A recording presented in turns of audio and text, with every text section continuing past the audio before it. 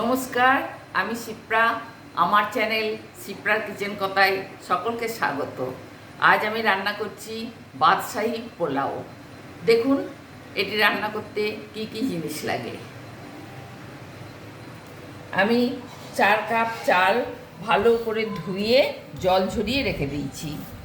গোবিন্দভোগ চালই নিয়েছি আমি। আর লাগবে এতে একটু দুধ, দুধের মধ্যে একটু জাফরান আমি ভিজিয়ে দিচ্ছি। দুধটা হালকা গরম আছে, এই গরম দুধে আমি জাফরানটা ভিজিয়ে দিলাম। এটা একটু ভিজুক, কালারটা ভালো আসবে। আর লাগবে গোটা গরম মশলা, তেজপাতা, ছোটো এলাচ, লবঙ্গ, দারচিনি আর জয়িত্রী। আর লাগবে এখানে পনির, কাজু, কিশমিশ, আমন্ড, আর এখানে একটু আপেল কুচি আর বেদানা ছাড়িয়ে রেখেছি।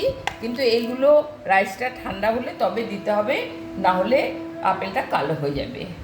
আর এই দুধের মধ্যে আমি একটুখানি কেওড়া জল, অল্প একটু কেওড়া জল আর একটুখানি গোলাপ জল মিশিয়ে দিচ্ছি।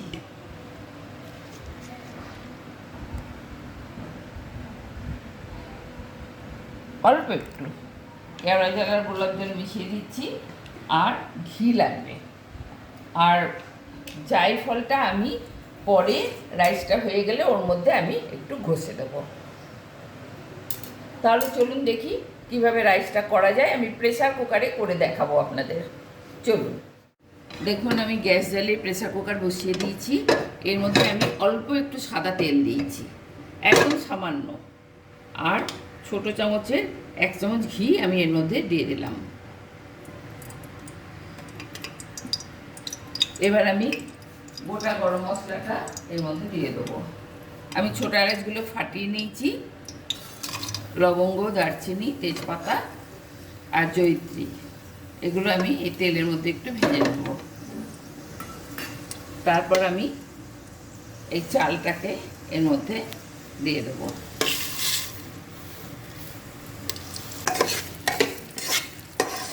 আমি এটাকে একটু ভালো করে ভেজে নেব। এবার এর মধ্যে আমি নুন দিয়ে দিচ্ছি।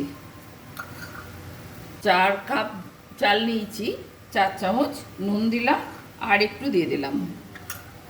আর এর মধ্যে একটু চিনিও দিতে হবে।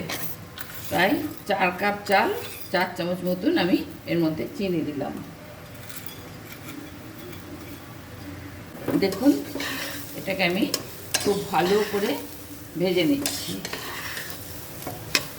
4 কাপ চালের জন্য আমি 8 চামচ জল হালকা গরম করে রেখে দিয়েছি।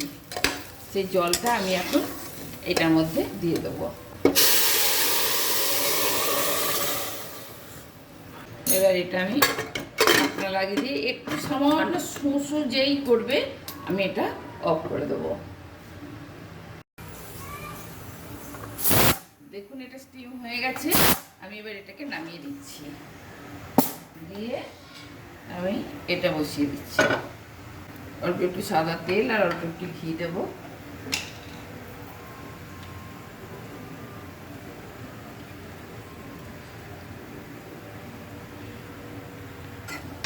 দিয়ে এর মধ্যে আমি পনিরটাকে আগে ছেড়ে দেবো।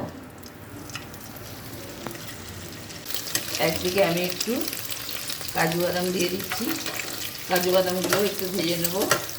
আমন্ড দিয়ে দিচ্ছি। এবার এর মধ্যে একটু কিশমিশ দিয়ে দিচ্ছি।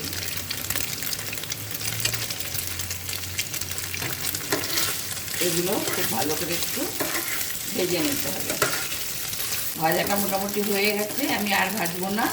আমি গ্যাসটা এখন অফ করে দিলাম। এবার আমাকে ভাতটা হওয়া পর্যন্ত অপেক্ষা করতে হবে। খানিকটা ভাত এর সঙ্গে মিশিয়ে দিচ্ছি। এই তেলে নেড়ে নেব। আর খানিকটা ভাত এই হলুদ দুধটার মধ্যে দিয়ে দিলাম। আর এই ভাতটা হবে একটু সাদা ভাত হবে, একটু হলুদ ভাত হবে। এইভাবে আমি এটাকে মেশাবো। এর মধ্যে একটু গোলমরিচের গুঁড়ো দিয়ে দিলাম।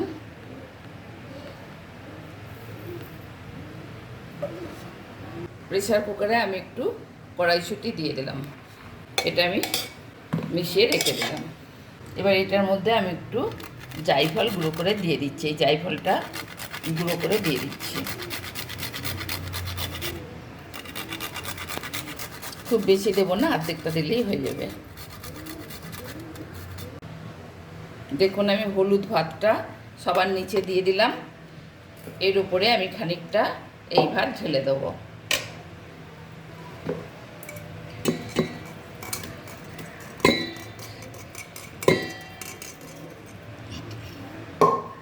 বিরিয়ানিতে যেমন লেয়ার করে অনেকটা সেরকম লেয়ার করে দেবো। এবার আমি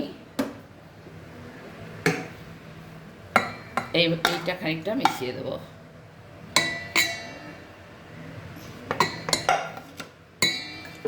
আবার খানিকটা এই সাদা ভাত দিয়ে দেবো।